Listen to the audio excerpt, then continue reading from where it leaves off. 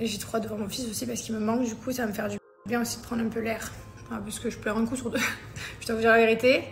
Mais en fait je me voyais rester dans la chambre et tout, je me voyais bientôt rentrer. En fait, Mais il est prématuré, chérie. comme je disais, j'ai l'impression de reculer alors qu'ils me disent mais non, on recule pas. Bienvenue pour un nouveau flash télé-réalité. Pas facile de suivre l'actu et les rebondissements des aventures de toutes vos stars de télé-réalité. Alors pour faire le tri et démêler le vrai du faux, voici venue l'heure de votre flash info. Jessica Thivenin, de nouveau maman, sa petite Liwan, née prématurément, doit encore être très surveillée. On vous dit tout. Magali Berda craque sur la toile alors que Manon et Julien Tanti suivent désormais son concurrent sur les réseaux. Elle s'explique. Enfin, c'est toujours l'amour fou entre Simon Castaldi et Adixia qui pourraient bien emménager prochainement ensemble.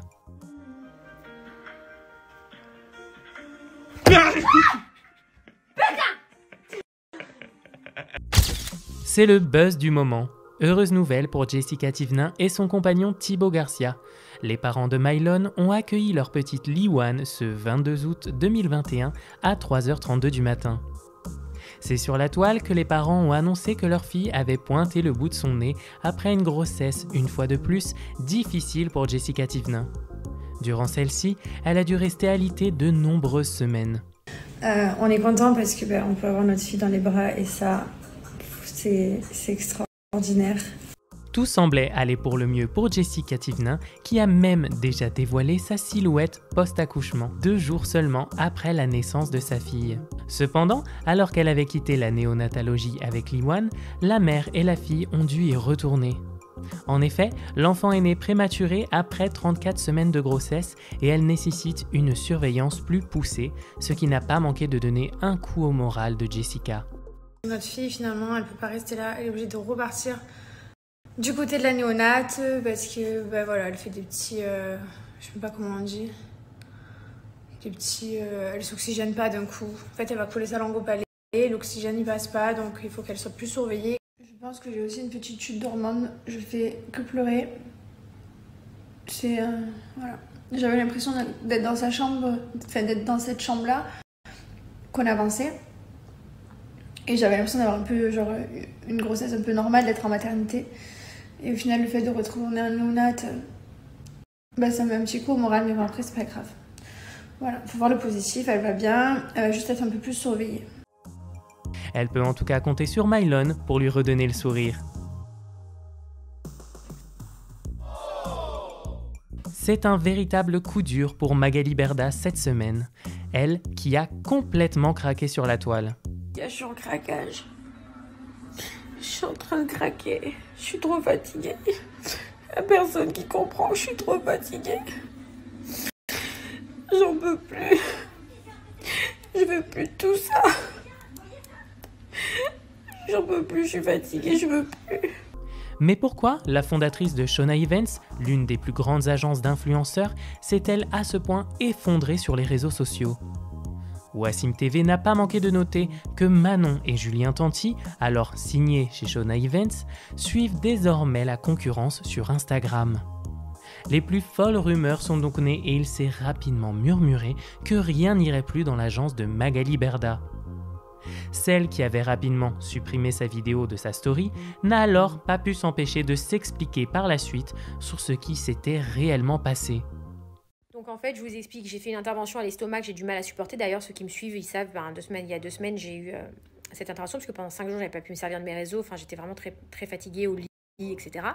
Et pour être totalement transparente avec vous, puisque apparemment ma vie passionne certaines personnes, ce week-end, j'ai eu mes règles et vous savez que j'ai une endométriose et que j'ai eu la douleur à la fois de l'estomac, à la fois des règles, donc de l'endométriose, pardon, et ça a été très très douloureux pour moi.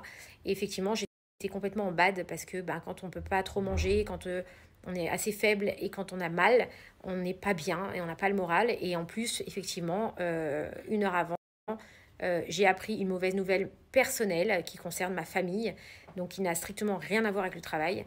Et je me suis mis en bad toute seule. Voilà. Nabila Benatia avait même arrêté de suivre Magali Berda sur la toile avant de changer d'avis. La blogueuse Chayara TV explique qu'une personne tenterait de nuire à l'agence Shona Events en balançant des fausses rumeurs sur celle-ci et sur Magali auprès des candidats. Magali Berda a pu s'expliquer auprès de ceux de son agence qui doutaient alors désormais d'elle et tout serait rentré dans l'ordre. Enfin, pas vraiment. En effet, Chayara TV a partagé une vidéo de Magali Berda surprenant le blogueur Aquababe au restaurant avec Wesley Nakache, son concurrent. Elle n'a pas hésité à les filmer alors qu'ils étaient présumément en train de parler d'elle. Aquababe est sorti du silence affirmant qu'en effet, il parlait de Magali Berda avec Wesley Nakache à ce moment précis, mais que ce dernier n'a rien assumé devant Magali Berda. De son côté, le blogueur Wassim TV est catégorique. C'est Magali Berda et Aquababe qui ont mis en place ce plan pour décrédibiliser Wesley Nakache, ce qui explique la raison pour laquelle Magali Berda s'est retrouvée au bon endroit, au bon moment, pour les filmer et partager le tout à divers blogueurs. Côté love, c'est Simon Castaldi et sa chérie Adixia qui font parler d'eux. Bien malin est celui qui aurait pu prédire que ce couple allait un jour exister, et pourtant, il semblerait que tout roule entre les deux tourtereaux qui ont 8 ans d'écart.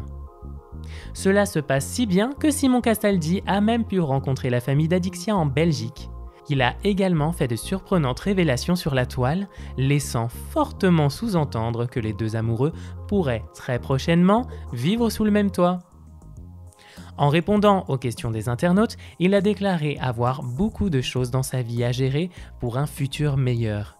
Lorsque par la suite, un abonné Instagram lui demande s'il allait emménager avec Adixia, il a renvoyé à son post précédent en déclarant « Vous allez vite comprendre ». Quoi qu'il en soit, Adixia ne lâche plus son sourire depuis qu'elle roucoule dans les bras du jeune homme, à l'humour vraiment spécial. Tu sais que j'ai pas pété devant toi encore. C'est quand tu peux dire moi? Pas maintenant, hein. Pourquoi? Bah parce que... Bon, c'est bon. Ah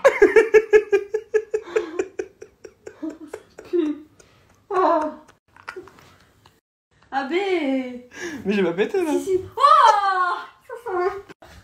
Oh non, ça schlingue.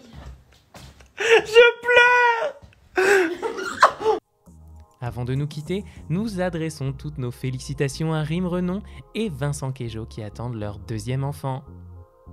Et voilà, c'est tout pour aujourd'hui. On se retrouve très vite sur Star Mag pour un nouveau flash télé-réalité, un résumé de toute l'actu de vos stars préférées pour briller à coup sûr en société.